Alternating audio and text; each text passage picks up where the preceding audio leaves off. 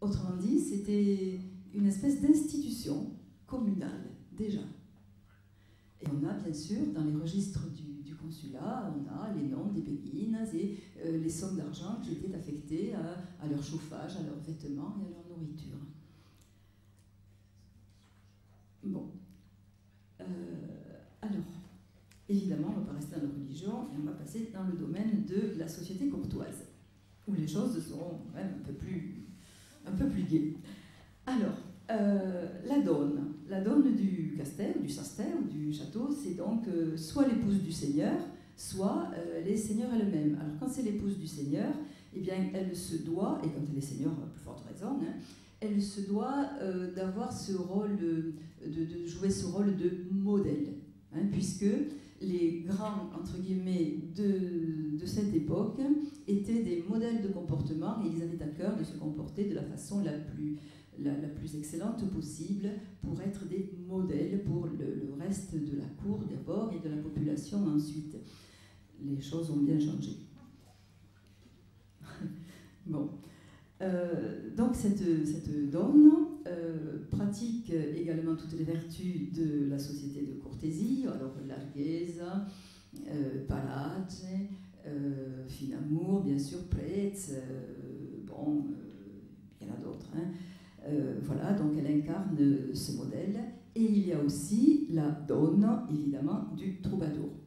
Alors, là aussi, nous voilà devant une image qu'il va falloir trouver, parce que la donne du troubadour est quand même, se présente à nous quand même de façon assez réductrice, dans la mesure où c'est quand même, elle est comme une icône. Hein.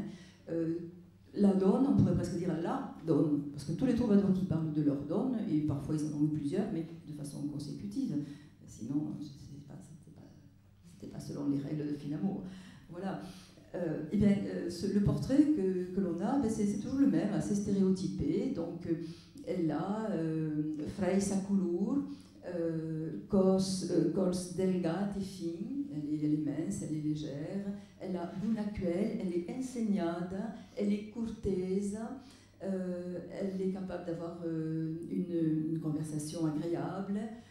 Bon, c'est un modèle, évidemment, et elle est surtout intouchable, parce que dans la lyrique, on le voit bien, hein, les troubadours parlent elle est un idéal aussi, bien sûr, et ils parlent d'elle, tout ce qu'ils voudraient faire avec elle est toujours mentionné au conditionnel. Et on verra tout à l'heure qu'avec les troubadrites, ça change un peu. Bon, mais pour l'instant, on est à la donne. Donc, voilà, cette icône un petit peu stéréotypée, et ça, c'est dans la lyrique écrite par les hommes. Et dans les razous, qui sont les commentaires qu'on a sur ces chansons, eh bien les mêmes dames, on va les trouver beaucoup plus en chair, hein, beaucoup plus dans la vie de tous les jours, capables d'espièglerie, capables de beaucoup d'esprit et de se moquer des troubadours. Alors là, quand même, je vais vous donner deux exemples qui sont tout à fait intéressants, de mésaventures, si on peut dire, qui sont arrivées à Gaussen Faidit. Alors, Gaussen Faidit, vous savez, c'est le troubadour d'Uzerche. Alors, où est-ce qu'il est? Bon, on va le retrouver. Ce troubadour d'Uzerche qui avait célébré Maria de Ventadour. Bon, et alors, évidemment, il avait fait beaucoup de chansons sur Maria de Ventadour, disant qu'elle était la plus belle, etc. Il lui avait dédié, donc... beaucoup de chansons, donc vanter toutes ses qualités et tout. Et au bout d'un certain temps, bien sûr, il est allé, según l'Udrecht dels Amadurs, il est allé en quelque sorte réclamer son dû. Et bon, Marie, qui n'était pas décidée à lui donner quoi que ce soit, voulait bien s'en débarrasser. Donc, étant dans l'embarras, elle a eu l'idée de demander conseil à Audiard de Malmort, hein, à côté de Brise. Et Audiard, n'inquiétez pas, Marie, je m'en occupe. Et voilà Audiard qui va faire venir Gaussen à sa cour et qui lui dit Gaussen, je vous lis le texte à nous ou pas? Oui, on va essayer. Si je le trouve. Gaussen, il vaut mieux avoir un petit oiseau sur le poing qu'une grue volant dans le ciel. Voilà, là, la comparaison a été vite faite. Hein, bien. Et voilà Gaussen qui a compris la leçon et qui cesse de faire la louange de Maria de Ventador et qui se met à célébrer Audiard de Malmort. Et au bout d'un certain temps, même schéma, voilà Gaussen, il est un peu véné quand même, voilà Gaussen qui va trouver Audiard et qui va, según l'Udrecht del Zamadur, une fois de plus, qui va réclamer son dû. Et là, Audiard lui dit, mais non, attendez, bon, elle lui explique ce qui s'est passé, et elle lui dévoile tout. Et Gaussen, bien marié, a perdu la mercé des deux donnes. Pourquoi? Parce que de la première, il s'est fait dire « Ah mais Gaussen, vous ne m'avez plus célébré, donc vous n'avez pas droit à ma mercé. » Et de la seconde, il s'est fait dire « Mais vous êtes bien trop bête, enfin, donc vous n'avez pas ma mercé non plus. » Enfin, c'est pas ce qu'on lui a dit, mais c'est ce qu'on a pensé très fort. La deuxième mésaventure, alors elle est un petit peu plus croustillante, c'est que après, il s'est mis à célébrer Marguerite d'Aubusson, laquelle Marguerite d'Aubusson était aimée et aimait elle-même seigneur de Lusignan. Et elle voulait bien le rencontrer, donc elle s'est trouvée malade et avoir besoin de faire un pèlerinage à Rocamadour. Et entre Aubusson et Rocamadour, il y a Uzerche. Et à Uzerche, il y a la maison de Gaussen-Weidit. Tiens, c'est quelqu'un qu'on connaît. On pourrait peut-être demander à être hébergé. Et voilà Marguerite d'Aubusson qui va chez Gaussen-Weidit en son absence. Et évidemment, Lusignan l'a rejoint. Et cela dura 2 jours et 2 nuits. Et au retour de Rocamadour, parce qu'elle est aussi allée, même chose. Et Gaussen n'était toujours pas là, peut-être en croisade ou ailleurs, ou en Hongrie, là où il a suivi, je ne sais plus quel cortège, d'un seigneur qui mariait sa fille au roi de Hongrie. Voilà donc Gaussen qui revient, et son épouse lui révèle la vérité. Et voilà Gaussen encore plus marié que la fois précédente, et qui, à ce moment-là, dit, enfin c'est la raison qui dit, fu si dolent qu'elle vol mourir. Et en plus, le pire, c'est que ça s'était passé qu'elle al siu lieit, la vie à Kulgat. Ça s'était passé dans son lit. Voilà. Alors ça a été trop fort pour lui, et là, il a décidé de ne plus écrire. Alors il a pu célébrer de femmes. Voilà. Bon, voilà donc ces donnes. Hein. D'un côté, la représentation masculine, la donne intouchable, etc. Et de l'autre, dans les Razous, on les voit quand même se comporter tout à fait autrement. Et ce sont les mêmes. Alors, évidemment, les troubailleries pour l'écriture des femmes, c'est quelque chose d'absolument essentiel, puisque ces femmes ne se sont pas contentées d'être célébrées, elles ont été elles-mêmes écrivains. Alors, les troubailleries, on a 6 noms avérés de femmes troubailleries, avec des œuvres dont on sait qu'elles leur appartiennent vraiment. Voilà. On a aussi un certain nombre de femmes qui interviennent dans des tensous, hein, des chansons dialoguées, avec un homme ou avec une femme. On a aussi, je pense, alors, la comtesse d'Edi, bien entendu, Castellouse, Azalaïs des Pourcaïraïgos, Almux de Capion, bon, bref, Iselda et celle dont je parlais tout à l'heure, vous savez, les inconvénients du mariage, etc. Donc toutes ces femmes, beaucoup de ces femmes ont laissé des noms, 6 avérés et une vingtaine d'autres, dont pour certaines on n'a que l'initiale. Bon, c'est déjà quelque chose. Et donc, alors qu'est-ce qu'elles disent, ces troubailleries? Tout en possédant parfaitement l'art du trouba comme leurs homologues masculins, tout en évoquant le même thème, par exemple l'amour, ou en faisant des sirventes aussi, hein, ou des saluts d'amour. Tiens, on a chose tout à fait exceptionnelle, on a un salut d'amour de Azalaïs d'Altier qui est adressé à une femme. Donc on avait ça aussi. Bon.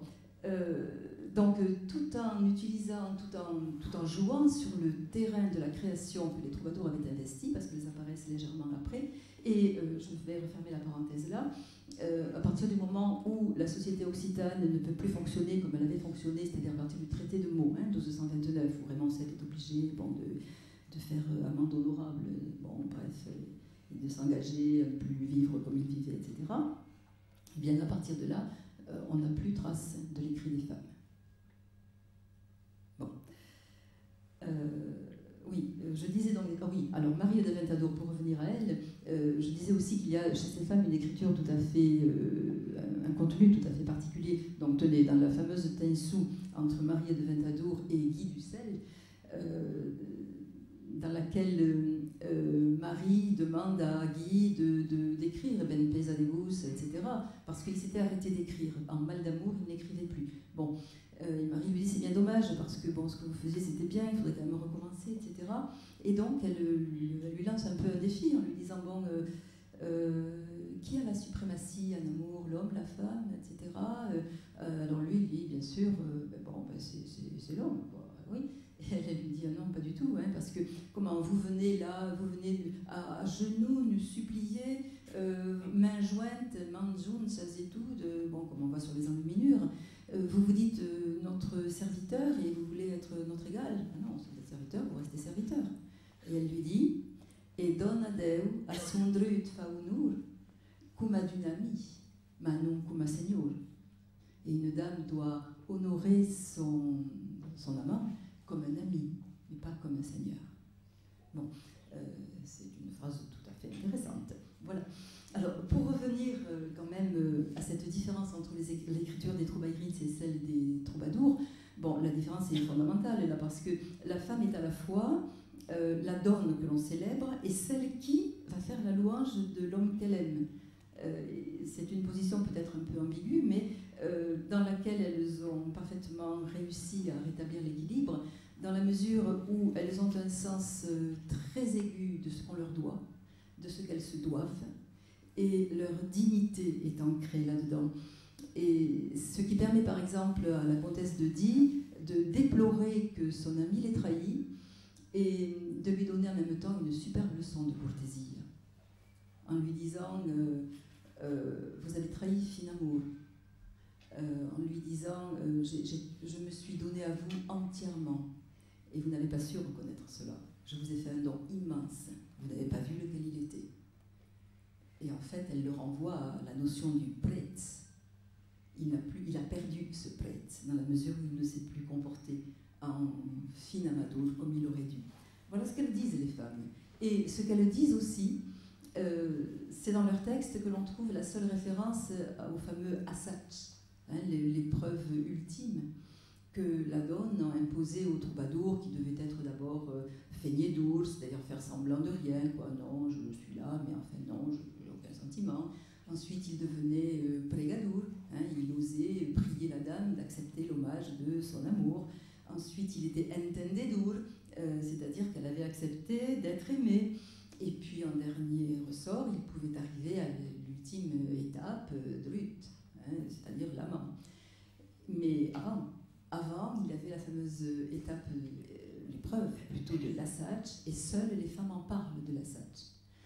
Alors, qu'est-ce que c'était que cet assach? Eh bien, elle se donnait à lui, mais une première fois, à condition qu'il ne fasse que ce qu'elle voulait. Mesura. Et si desmesura, eh bien, c'était cuit pour lui. Bon. Alors, voilà l'écriture des femmes, hein, les troubadourites. Bon, bref. Alors, enfin, donc elles ont parlé aussi, la question de l'égalité, je l'ai dit, hein, la question du mariage, enfin bon. Et enfin, les femmes dans la cité. Alors, les femmes dans la cité, on voit dans les textes leur métier. Alors, les métiers des femmes, c'était... on a une Marie à Nas des Vaques. Ça, c'est attesté en Provence, hein, à Marseille. Nas des Vaques, na des Vaches. Hein. Bon, bref. Et alors, qu'est-ce qu'elle fait, celle-ci? Eh bien, elle donne un marin barnier 100 sous à investir avec le capital et un quart des bénéfices à rembourser. Bon, elles étaient aussi tisserandes, ça c'était souvent chez les femmes cathares, les hommes aussi d'ailleurs.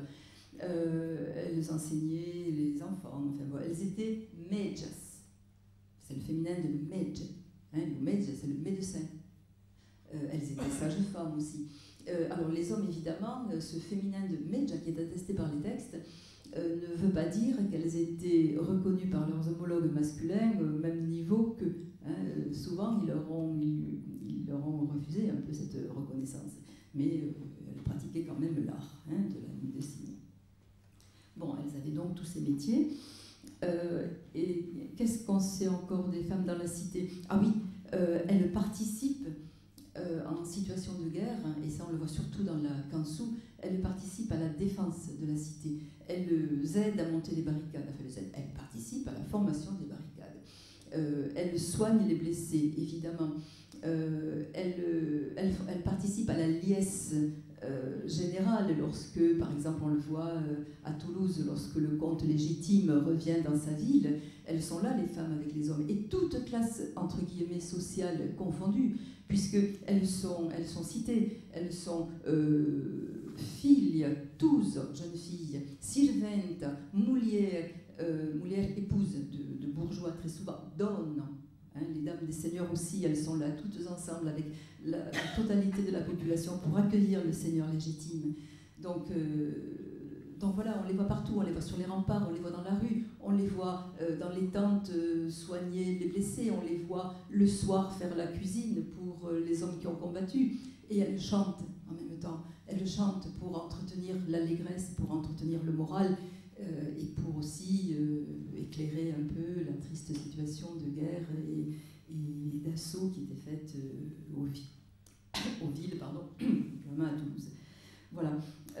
Donc les femmes, on les trouve partout, et n'oublions pas, bien entendu, surtout pour Toulouse, que la fameuse pierre qui a atteint Simon de Montfort sur son casque et qui a provoqué sa mort provenait d'une perrière manœuvrée par les femmes de Toulouse.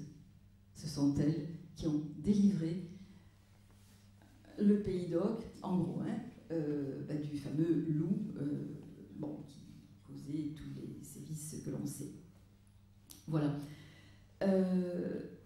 Donc pour conclure, eh bien, je dirais que ce statut des femmes que l'on voit dans les textes et cette présence très forte dans la société qui apparaît dans les textes dans les romans, j'ai peu parlé du roman de Flamenca, peut-être on le fera tout à l'heure. Flamenca qui définit, si quand même, allez, un mot. Flamenca qui définit la bunodonna. La bunodonna, c'est celle qui sait reconnaître le service d'amour, c'est celle qui sait se donner entière à son amant quand elle a reconnu qu'il est digne de ce don. Et puis, bien sûr, je ne vais pas retrouver la bunodonna. Ah si. Meus amigos e teus amigos, que non hi ha ni retenguda, ten me pura tuta nuda quand li plazira ou vestida, que non ja li farai ganziga. Il est mon ami, je suis son ami. Entre nous, pas de si ni de mais. Il pourra me tenir toute nue quand il lui plaira, ou vêtue, je ne le lui refuserai pas. Car barat es et triraria, quand cural s'amic si fadia, en so qui plus vol ni désire. C'est tromperie et tricherie quand un ami de cœur attend en vain ce qu'il désire le plus.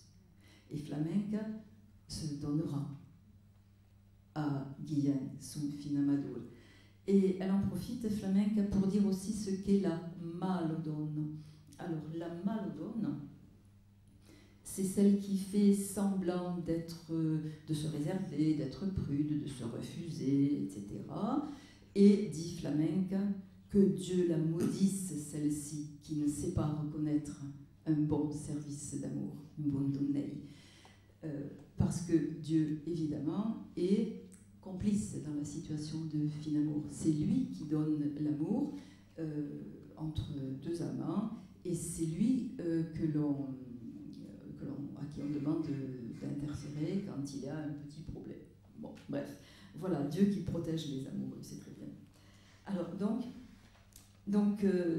cette finamour, évidemment, les principes de finamour seront condamnés plus tard, en 1266, par l'évêque Tempier, parce que ça n'était plus... la morale d'amour avait disparu au profit d'une morale de l'Église. Voilà. Donc le statut des femmes se dégrade au cours du XIIIe siècle, hein, puisqu'on les voit disparaître des textes, je le disais, quand les forces conjuguées du pape, des rois de France et des barons du Nord soumettent les pays d'Oc à une autre façon de vivre, à un autre fonctionnement social, et ceci signe évidemment l'arrêt des évolutions sociétales et culturelles auxquelles les femmes et la Sven d'Oc habillent forcément participent. Je vous remercie.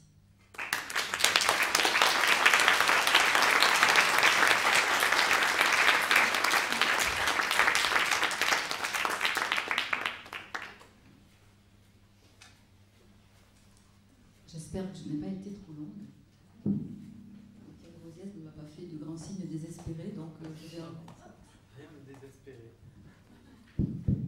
Alors s'il y a des questions, il faut les poser au micro, parce que comme on enregistre la séance, est-ce qu'il y a des questions à ce propos ?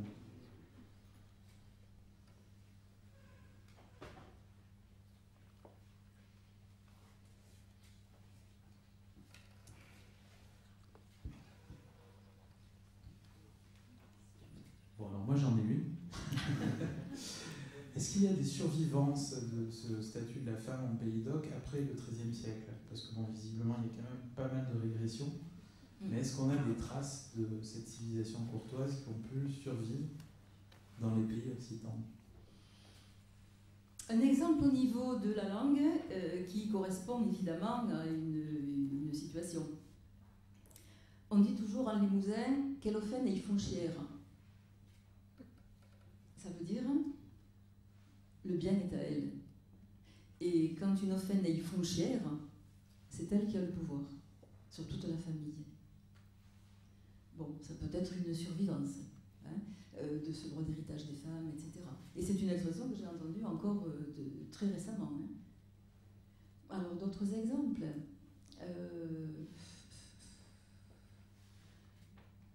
D'autres exemples. Est-ce que vous en avez des exemples ?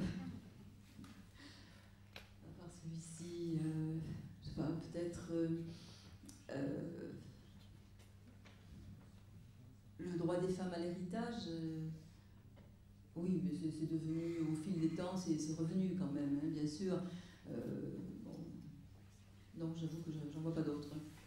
De sociétés courtoises, des exemples de fonctionnement de sociétés courtoises, bon, il y a bien quelques bribes, hein, il y a bien des choses éparses qui restent encore, bien sûr. Mais bon, les choses ont évolué partout, hein, bien sûr. Simone Weil, la philosophe, disait que, vous savez, dans le fameux texte de Le Génie d'Oc, paru au Actes Sud, Les Cahiers du Sud, voilà, en 1943, décidément j'ai des problèmes avec les dates. Qu'est-ce qu'elle dit ? Elle dit que ce que la civilisation occitane du XIIe siècle avait inventé était un humanisme et une renaissance avant l'heure. Et surtout, elle parle de cette notion du parage. Et la situation des femmes intervient dans parage, parce que parage c'est cette valeur qui fait qu'on considérait autrui, l'autre, comme un égal en humanité, je pourrais presque dire. C'est-à-dire que la pyramide sociale déjà existait, certes, mais était beaucoup plus souple, par exemple, que dans la féodalité du Nord. Et ensuite, ces valeurs de la société de courtésie, qui sont essentiellement des valeurs laïques, je l'ai dit un petit peu tout à l'heure avec l'Argaise, mais on pourrait faire la même démonstration avec les autres, ces valeurs faisaient que les femmes, quand même, pouvaient avoir le rôle qu'elles avaient dans la société. Et parage, je reviens à parage, c'est donc reconnaître en l'autre sa qualité humaine, aussi bien que ses qualités intellectuelles, par exemple, et sa qualité humaine et surtout sa morale, entre guillemets. Parage, c'est en même temps correspondre à l'éthique de courtésie. Donc les femmes étaient concernées aussi par ce parage, cette sorte de parité, je vais dire, avec plein de guillemets, bien sûr. Voilà, donc une femme seigneur était obéie comme un homme seigneur. Et justement, vous nous parlez de ces valeurs que vous avez décrites dans votre livre précédent. Est-ce que vous pouvez nous les énumérer pour les gens qui ne connaissent pas les... Alors, Larghezza, c'est celle qui me semble la plus importante parce que toutes font référence à Larghezza. Quand on lit les vidas de Troubadour ou de Troubadourites, quand on lit les razous et même dans les planes, par exemple, les déplorations funèbres sur la mort d'un grand personnage, quand on fait l'éloge, donc je pense à Hossein Faïdit qui a fait l'éloge de Richard Cœur de Lion, et puis il y en a d'autres aussi, hein, l'éloge funèbre bien sûr. Eh bien on s'aperçoit que tous ces grands personnages étaient Larghezza, c'est le don de l'art. Voilà, on donnait, et en donnant, en pratiquant cet cet art du don, voilà, on s'honorait soi-même tout en honorant l'autre. Parce qu'il n'y avait pas de merci, on n'attendait pas le merci, on n'attendait pas non plus que l'autre demande, on donnait. Et là, ça on le voit dans les romans surtout, hein, dans le roman de Geoffrey ou le roman de Flamenc, quand le seigneur tient sa cour ou quand il y a un mariage, eh bien, on ouvre le trésor, on donne tout. On fait venir dans la salle du château, on fait venir tout ce qu'on a, les étoffes, les armes, les bijoux, la vaisselle, l'argent, l'or, tout. On met tout le trésor à disposition et plus chacun prend, mieux on est honoré. Bon, ça c'est Larghezza, qui fonctionnait aussi sur le plan moral, sur le plan de la fine amour aussi, sur le plan, dans beaucoup de domaines. Voilà Larghezza. Alors, qu'est-ce qu'on avait encore? Paradje, hein, j'en parlais tout à l'heure, cette sorte de parité qui faisait que, par exemple, un Bernard de Ventadour qui n'était pas noble du tout, hein, de Ventadour, c'était l'origine géographique pour lui. Un Bernard de Ventadour était considéré au même titre qu'un grand seigneur troubadour lui-même, parce qu'ils étaient égaux dans l'art du trouba. Bon, Paradje, c'est ça aussi. Pretz, c'est le mérite qui est reconnu aux hommes et aux femmes de bien qui pratiquent les vertus et les valeurs de courtésie. On a du pretz quand on pratique ces vertus, voilà. Et quand on perd le pretz, on a perdu paradje, hein. On est dégradé dans la société. On pratique vilanie, ou on est accusé de vilanie. C'est aussi le mérite, hein, pretz, le mérite personnel et le mérite qu'on vous reconnaît. Et chacune avait aussi à cœur de maintenir ce mérite. Et les troubadours jouaient ce jeu.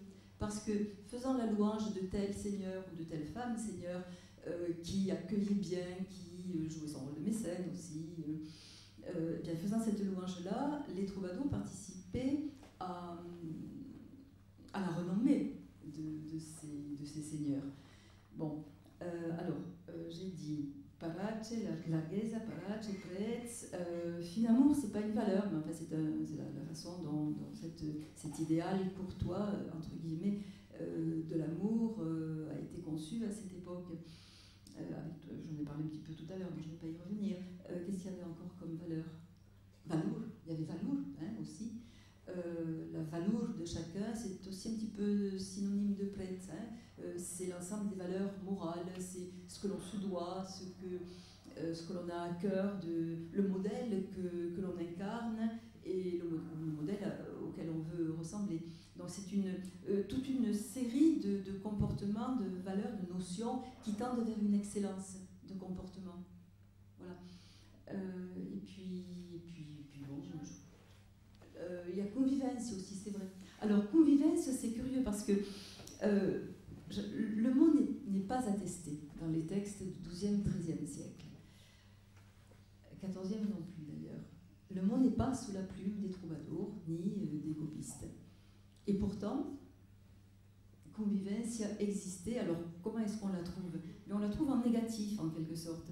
Parce que lorsque donc déferle sur les pays d'Oc, la croisade, la guerre de conquête, etc., on voit des troubadours prendre la plume pour dénoncer tout ce qui est mis à mal sur les personnes, sur les biens, sur la société et sur les valeurs aussi, bien entendu.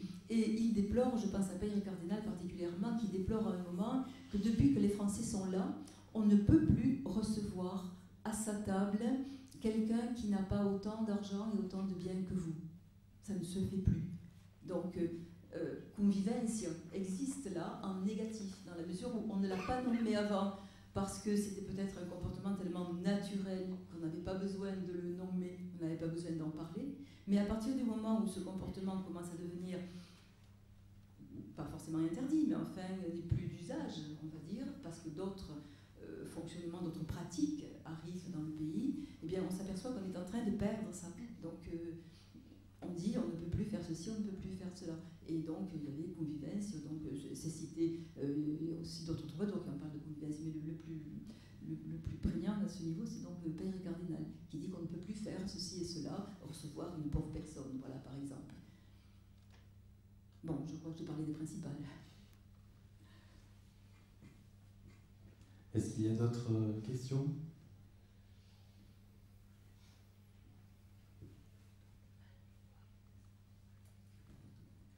Oui, j'ai une petite question. Oui, bonsoir. Voilà, vous avez parlé donc des femmes qui pouvaient divorcer, entre guillemets, se séparer, et donc peut-être pas rompre un contrat ou quoi que ce soit. Et ces femmes-là, après, est-ce qu'elles pouvaient se remarier ou comment ça se passait? Est-ce qu'elles pouvaient... Alors, les exemples qu'on a concernent des femmes qui avaient épousé, si on peut dire, la religion cathare. Donc, c'est bien évident que dans cette situation-là, elles ne se remariaient pas. Hein. Voilà. Alors, ce que je pourrais peut-être faire, ça semblait intéressant, c'est vous lire quelques passages très courts du cartulaire du consulat de Limoges. J'en ai repéré quelques-uns qui sont intéressants, me semble-t-il. Alors, c'est la page 23. Alors,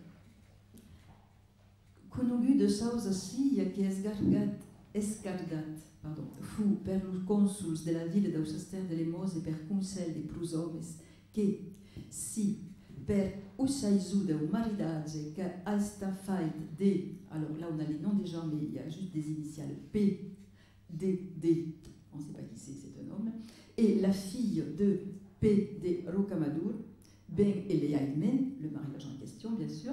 Donc si à l'occasion de ce mariage qui a été fait entre un tel et la fille de Rocamadour, en toute légalité, alors si donc Dannages venilla à la Touza, s'il venait quelques dommages, quelque ennui à la jeune femme, en sa persona ni en autra causa,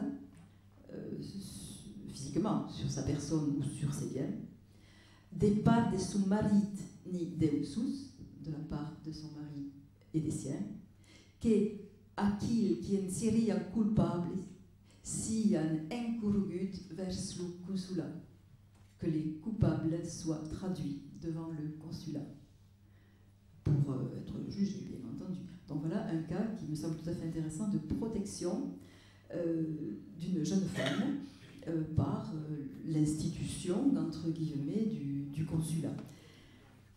Alors, il y en a un autre. Le consulat, c'est... Il faut peut-être... Non, oui.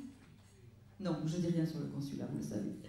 Voilà. Et ce texte était de 1253. Mais s'il faut que tu le dises, le consulat, c'est le conseil municipal. Il y avait un certain nombre C'est moi qui le dis, mais c'est toi qui parles. Très bien, continue. Mais non, mais parce que c'est notre voisin qui réclame. Certaines fois, tu passes un peu vite, d'ailleurs, sur des choses qui te semblent évidentes, mais qui ne sont pas. Oui, mais je ne sais pas ce que vous savez. Bon, mais voilà, explique le consulat. Voilà. Alors, le consulat, c'est un système d'organisation de la vie dans les villes qui est né à Pise en 1095 et qui très vite va gagner toutes les villes du pourtour nord méditerranéen. Le premier consulat en Pays d'Oc est de 1126 à Avignon et les autres suivent. Voilà, hein, c'est-à-dire que les villes, les ciutats, vont arracher aux seigneurs des franchises, des libertés ou libertats, des chartes, et ça c'est écrit noir sur blanc dans des chartes que ces villes sont donc désormais autonomes pour gérer la vie de la communauté. Voilà. Limoges est en consulat en 1250 et quelques, je ne l'ai plus en tête, enfin bon, bref, au XIIIe siècle. Alors très vite, les grandes villes vont être concernées par le consulat, et puis les plus petites au fur et à mesure. Et donc du pourtour nord méditerranéen, ça va gagner l'ensemble des pays d'Oc. Voilà. Bon, alors comment ils vont fonctionner une fois qu'ils ont acquis ces libertés? Comment ils vont fonctionner les gens des villes? Eh bien, ils vont donc élire un certain nombre de représentants, et on a tant de représentants selon l'importance de la ville. Bon, c'est un système tout à fait actuel aussi, hein. Et ce sont les corporations de métiers, hein, qui élisent. Et comme les femmes avaient des métiers, elles participaient aussi aux élections, c'est clair. Mais là, je n'ai pas de traces, donc je m'avance un peu peut-être, mais je n'ai pas de preuves à donner. Bon, et donc, ces consuls, eh bien, ils vont gérer et organiser la vie de la ville. C'est-à-dire, ils vont, par exemple, comme je disais tout à l'heure, là, décider de protéger telle jeune femme qui avait certainement fait appel à eux, ou quelqu'un s'était entremis pour dire qu'elle risquait d'être en danger. Ils vont, c'est le cas de Limoges, institutionnaliser le rôle de la recluse. Qu'est-ce qu'ils vont faire encore? Décider du jour de foire, décider de ce que l'on va payer à l'octroi pour rentrer telle et telle marchandise, selon qu'on rentre des fromages, ça c'est dans le cartulaire de Limoges, si on rentre des fromages pendus au cou, on ne paie rien. Si on rentre des fromages dans la ville avec une chartou, eh bien on va payer tant par fromage, enfin, etc. Même chose pour les ânes, tout ce qui rentre, tout ce qui sort, les tissus. Bon, bref, on règle le marché, voilà. Qu'est-ce qu'on règle aussi? Certaines... Ah oui, alors il y a le consulat de Saint-Gaudens qui lui statue sur... enfin, les consuls statuent et donc notent leurs décisions. C'est ce qu'on appelle un cartulaire, qui est l'ensemble des décisions. Là, il s'appelle aussi mémorial, celui-là, celui de Limoges. Alors à Saint-Gaudens, un jour, ils vont 1253, je crois, celui-ci. Le décret qui est pris, en tout cas ce qui est décidé, c'est que comment reconnaître qu'il y a adultère? Alors, il faut, et c'est intéressant parce que c'est un texte qui établit en fait le flagrant délit. Alors, il faut que l'on prenne, il faut que ce soit un homme marié et une femme mariée. Voilà. Donc, sinon, c'est pas adultère. Bon. Ensuite, il faut qu'on les prenne. L'homme, la braya baixada. Bon. Et la fête, je ne me rappelle plus comment, enfin bon, peu importe. Que s'ils ont le temps de s'enfuir, eh bien, et qu'on arrive à les poursuivre, que l'on ne fasse pas justice soi-même, mais qu'on les remette au consulat, au consul. Donc c'est tout à fait intéressant, parce qu'on a là le flagrant délit, et puis aussi la possibilité de l'habeas corpus, en quelque sorte, hein, puisqu'ils pourront se défendre devant un tribunal, on ne fait pas justice soi-même, voilà. Voilà, bon, c'est les cas que les consuls pouvaient être amenés à régler, quoi. Pour Limoges, j'interviens là. Pour Limoges, le problème qui revient sans arrêt, c'est le problème du pain, parce que les boulangers de Limoges étaient des faussaires et ils pratiquaient ce qu'on appelait l'embruchido, c'est-à-dire qu'ils pesaient la pâte avant la cuisson et après ils prenaient une pincée, ils prélevaient une pincée sur ce pain et donc pour augmenter leurs bénéfices, bien sûr. Et donc le pain ne faisait pas le poids. Mais ça revient sans arrêt, ils se battent contre les boulangers de Limoges qui pratiquent cette bruschida. Un bruschida, ça veut dire pincée. Alors on a aussi beaucoup, dans celui-ci, là, on a beaucoup de reconnaissances de dettes qui sont faites à des femmes.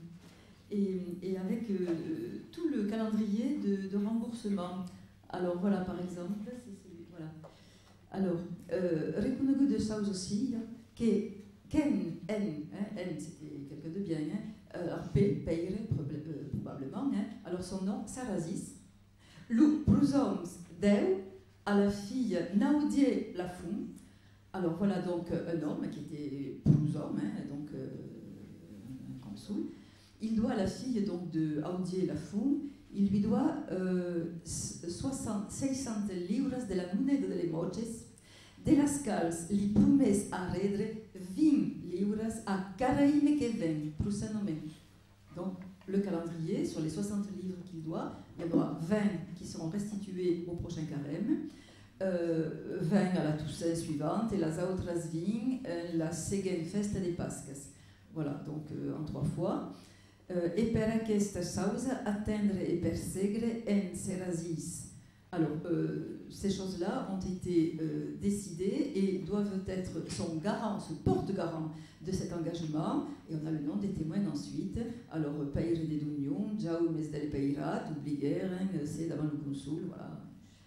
Voilà, enfin bon, c'était 2 petits exemples pour vous dire à la fois ce que c'est qu'un cartulaire et que les femmes pouvaient donc recevoir, prêter de l'argent. C'est prêter de l'argent, bref, c'est qu'elles en avaient, etc., etc. Voilà. Merci. Si au XIIIe siècle, comme vous le dites, il y avait déjà séparation de pouvoir entre le consulat et le roi, mais quels étaient alors les rapports, disons, statutaires, ou la relation même institutionnelle entre le consulat et le roi, ou le royaume, si vous voulez bien? Alors, le roi, on n'était pas tellement concerné par le roi au XIIIe siècle, le roi de France, vous voulez dire, je suppose. Les pays d'Oc n'étaient pas tellement concernés par le roi. Bien. C'est au cours du XIIIe, évidemment, avec la croisade et la guerre de conquête, que les choses vont changer. Alors, les rapports entre le consulat et le seigneur local, voilà, c'est avec le seigneur local. Eh bien, c'était très variable. Ça pouvait bien se passer ou mal se passer. Souvent, il y avait des cas litigieux qu'il fallait régler. Hein. Ça pouvait se passer dans la discussion ou autrement. Par exemple, je pense à une situation qui s'est passée autrement. Ça concerne Béziers cette fois-ci. Le seigneur de Carcassonne, Trincavel, par Raymond Rouget, son père, eh bien, il a eu maille à partir avec la cité de Béziers, justement parce qu'il voulait retirer une part des libertés qu'il avait accordées.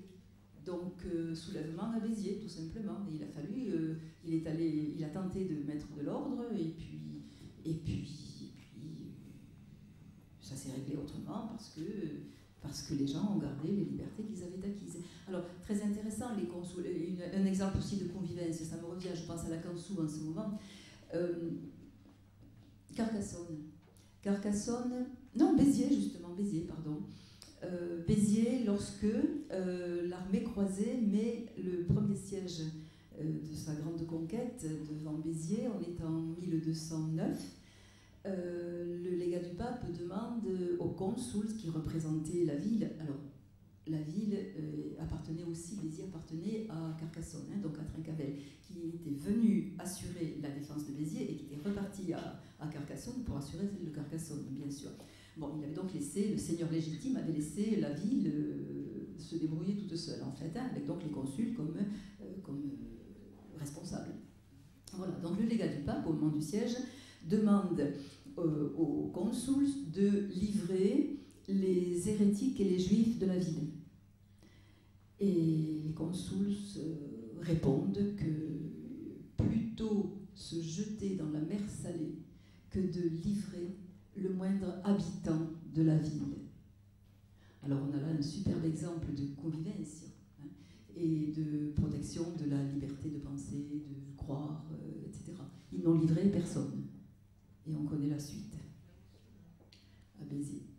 Bon. Il faut dire que dans ces consulats,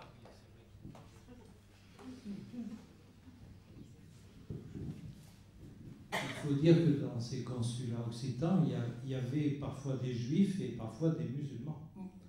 Ce qui, bien sûr, était quand même assez extraordinaire. De toute façon, la présence juive, notamment, était très forte en Pays d'Oc, puisque la Kabbale est née en Pays d'Oc. Alors, puisqu'on parlait de Carcassonne, le baile, comment Le maire?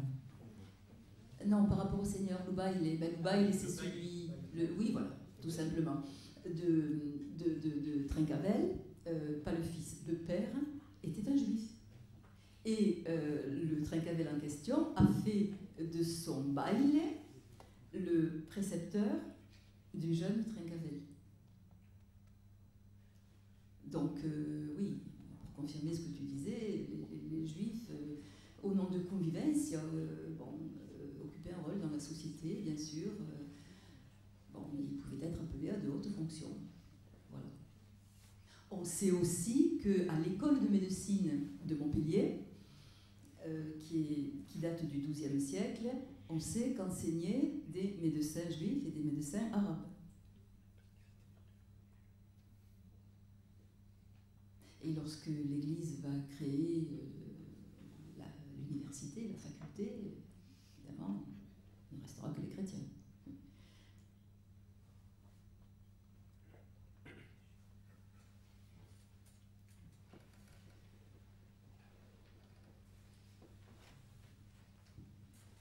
Bon, s'il n'y a pas d'autres questions, on va rester sur ce mot. Merci encore. Et puis, si vous voulez retrouver tous les livres de Michaela ainsi que pas mal de livres sur les troubadours, la librairie Occitane s'est installée à l'entrée. Voilà. Merci. Bonne soirée.